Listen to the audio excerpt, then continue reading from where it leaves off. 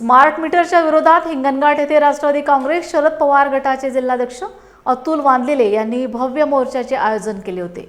या मोर्चाला जवळपास 5 ते 6 हजार शहर तसेच ग्रामीण भागातील महिला व पुरुषांची उपस्थिती होती। कार्यक्रमाच्या अध्यक्षस्थानी राष्ट्रवादी काँग्रेस शरद पवार गटाचे राज्य अध्यक्ष शशिकांत शिंदे होते। राज्यात स्मार्ट मीटरच्या माध्यमातून लूटमार सुरू आहे। स्मार्ट मीटरच्या विरोधात महाराष्ट्रातील हा पहिला ऐतिहासिक व प्रचंड मोर्चा असल्याचे प्रतिपादन शशिकांत शिंदे यांनी केले।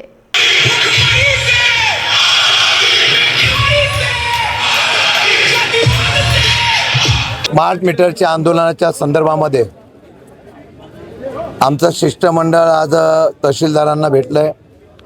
तिथे MSEBचे अधिकारी सुद्धा उपस्थित होते। 3 मुद्दे आपण मांडलेले आहेत। त्यामध्ये स्मार्ट मीटरची सक्ती करू नये, जिथे स्मार्ट मीटर बसवलेले आहेत त्याच्या बाबतीमध्ये त्यांच्या शंकेचं निरसन करावं आणि त्यांना जर स्मार्ट मीटर नसेल तर पूर्वीसारखं त्यांना मीटर बसवून द्यावं आणि त्याचबरोबर सोलरच्या बाबतीमधल्या काही प्रश्न होते ते प्रश्न आपण मांडले। सर्व चर्चांती असं ठरलेलं आहे की स्मार्ट मीटर आत्ता 17,000 काहीतरी लावलेले आहे। त्याच्या पुढे जोपर्यंत जनतेमध्ये चर्चा होत नाही, जनतेचं समाधान होत नाही, तोपर्यंत स्मार्ट मीटर लावणार नाही अशा प्रकारचे आश्वासन अधिकाऱ्यांनी दिलेलं आहे। त्याचबरोबर असलेल्या मीटर लावलेले आहेत त्याच्यामध्ये प्रत्यक्ष त्या ग्राहकाकडे जाऊन त्यांच्याशी चर्चा करू, त्यांचं समाधान झालं नाही तर पूर्वीचं असलेलं टेस्टिंग मीटर आम्ही लावून देणार आहोत। अशा 2-3 प्रश्नासंदर्भामध्ये त्यांनी आम्हाला आश्वासन दिलेलं आहे। विशेषतः सुलतानपूरच्या बाबतीमधला जो विषय होता त्या महिला भगिनींनी त्या सांगितला होता त्याच्या संदर्भामध्ये जिल्हाधिकाऱ्यांशी आम्ही बोललो। त्याचबरोबर अनिल बाबू SP पण बोललेले आहे की त्यांच्यावर जे गुन्हे महिला भगिनीवर ज्या मजुरीवर जातात अशा महिलांवर जे राजकीय गुन्हे दाखवल्यागत केलेले आहेत त्यांचे गुन्हे मागे घेण्याच्या बाबतीमध्ये विनंती केली आहे।